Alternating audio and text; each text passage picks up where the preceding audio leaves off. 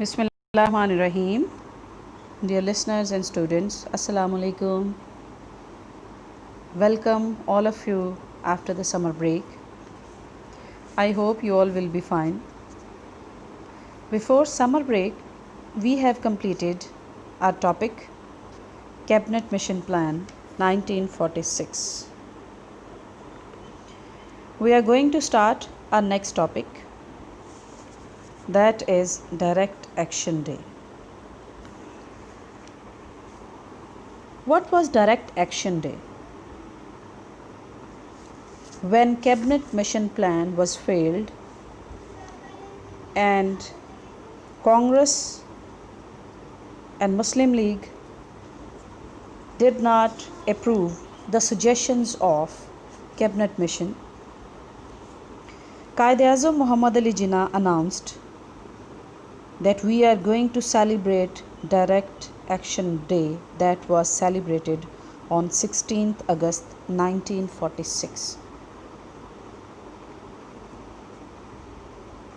اس لیے ہم یہ کہہ سکتے ہیں کہ یوم راست اقدام اور ڈائریکٹ ایکشن ڈے اس لیے منایا گیا تاکہ مسلمان آج کے بعد یہ بات سمجھ جائیں کہ ہندو جو انگریزوں کے جانے کے بعد برصغیر پر حکومت کا خواب دیکھ رہے ہیں، مسلم لیگ اس کو کبھی بھی کامیاب ہونے نہیں دے گی، مگر یوم راست اقدام منانے کے لیے، سیلیبریٹ کرنے کے لیے جب مسلمان سڑکوں پہ نکلے تو چشم فلک نے وہ نظارہ دیکھا جس سے ساری دنیا ہل کر رہ گئی۔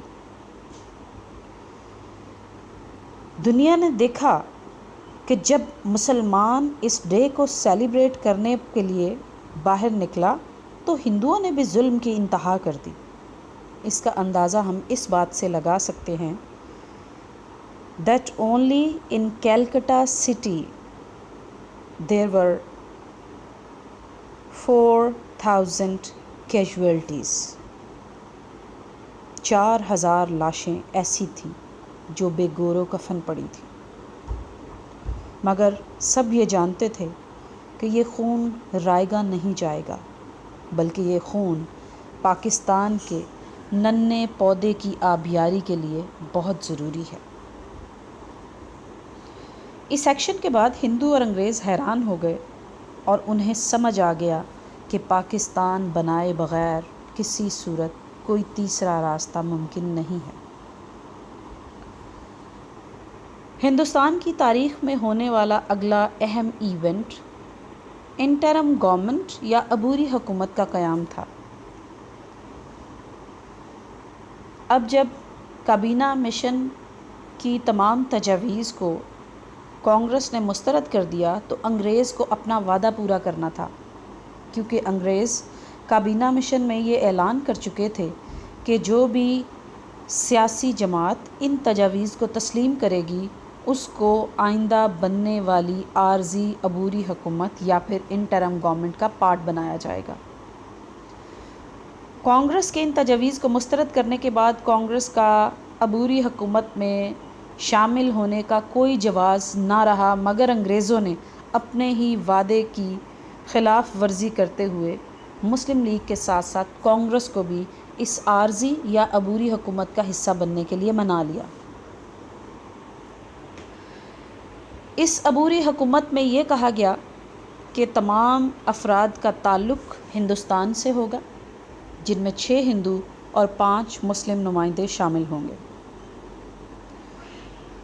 مسلم لیگ نے بجائے اس کے کہ اس عبوری حکومت کو اس اعلان کے بعد ریجیکٹ کرتی، انہوں نے اس کو تسلیم کر لیا، اور اس کو تسلیم کرنے کے پیچھے سب سے بڑی وجہ یہ تھی کہ 1937 اور 1939 1937 to 1939 تک رہنے والی کانگریس منسٹریز کے دوران مسلمانوں کو جو ظلم و ستم برداشت کرنے پڑے، قائد اعظم محمد علی جناح کے خیال میں کہیں اس کا ری پلے 1945-46 کی بننے والی عبوری حکومت میں پھر سے دہرایا نہ جائے، لہٰذا آپ نے اس انٹرم گورنمنٹ کا حصہ بننے کے لیے حامی بھر لی۔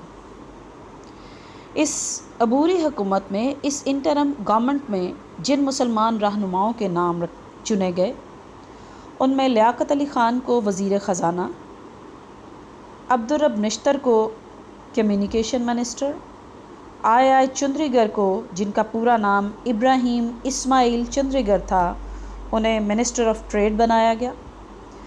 راجہ غضنفر علی خان کو منسٹری آف ہیلتھ دی گئی اور جوگندر ناتھ منڈل، جو کہ ایک اچھوت اور اقلیتی برادری سے تعلق رکھتے تھے، انہیں وزیر قانون چنا گیا۔ جوگندر ناتھ منڈل کو وزیر قانون اور پاکستان کے لیے بننے والی عبوری حکومت کا حصہ بنانے کا مقصد صرف یہی تھا کہ دنیا کو یہ پیغام دے دیا جائے کہ پاکستان بننے کے بعد اقلیتوں کو نہ صرف حکومت کا حصہ بنایا جائے گا بلکہ ان کے حقوق کا تحفظ بھی کیا جائے گا۔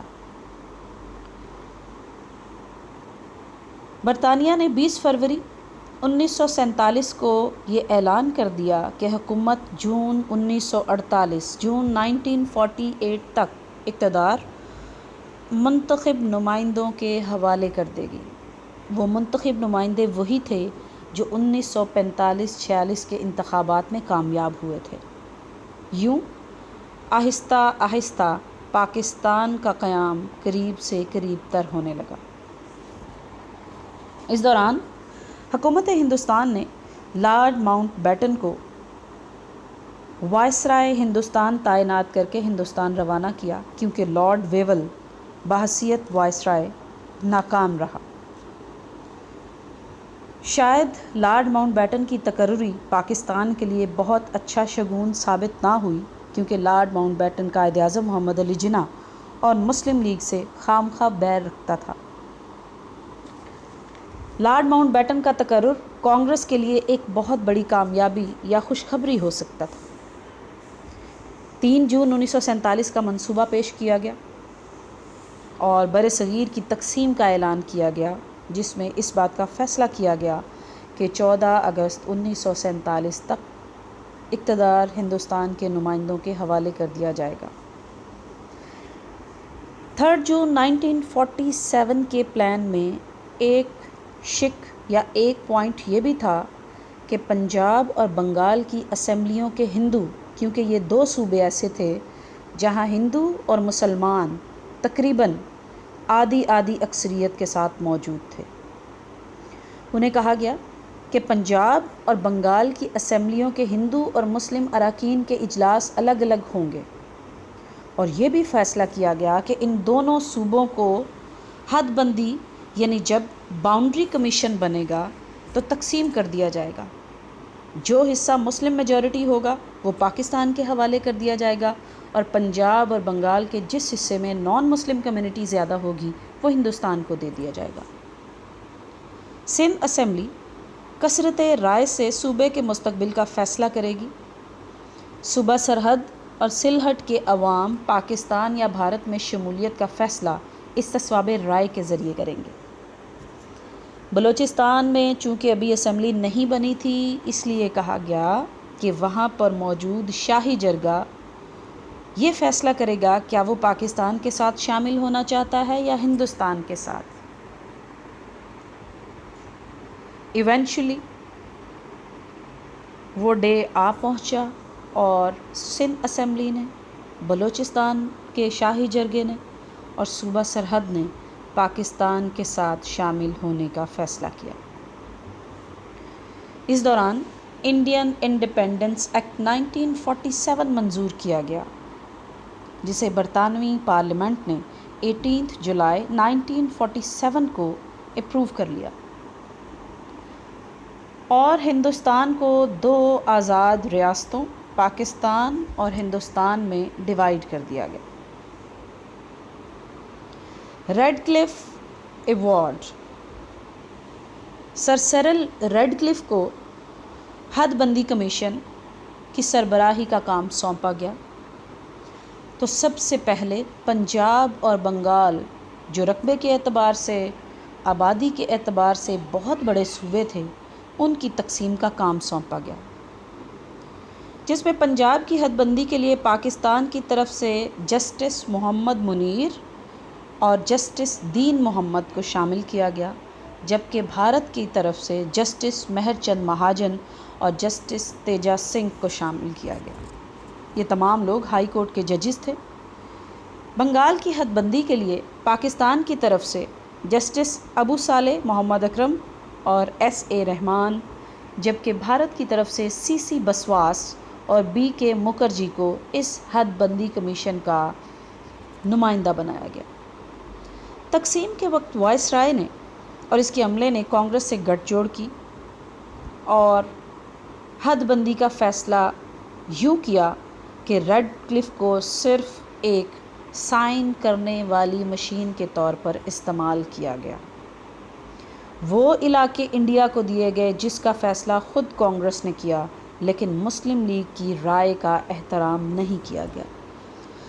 تقسیم میں ریڈ کلف نے مشرقی پنجاب کے مسلم اکثریت کے کئی علاقے بھارت کو دے دیے۔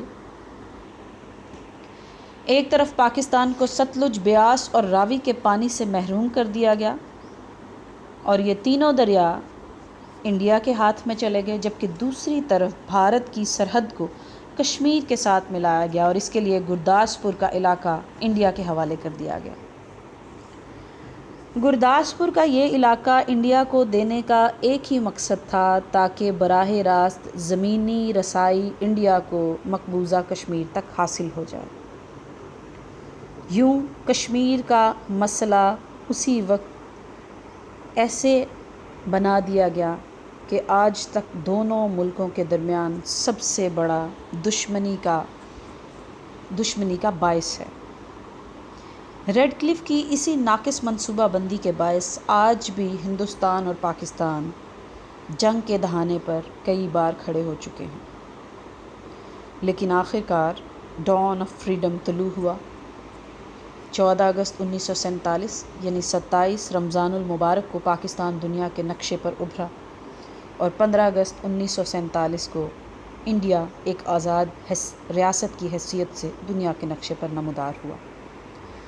قائد اعظم محمد علی جناح کو پاکستان کا پہلا گورنر جنرل چنا گیا اور قائد اعظم محمد علی جناح نے اس نوزائیدہ ریاست کو اپنے پاؤں پر کھڑا کرنے کے لیے اپنی کاوشوں کا آغاز کیا۔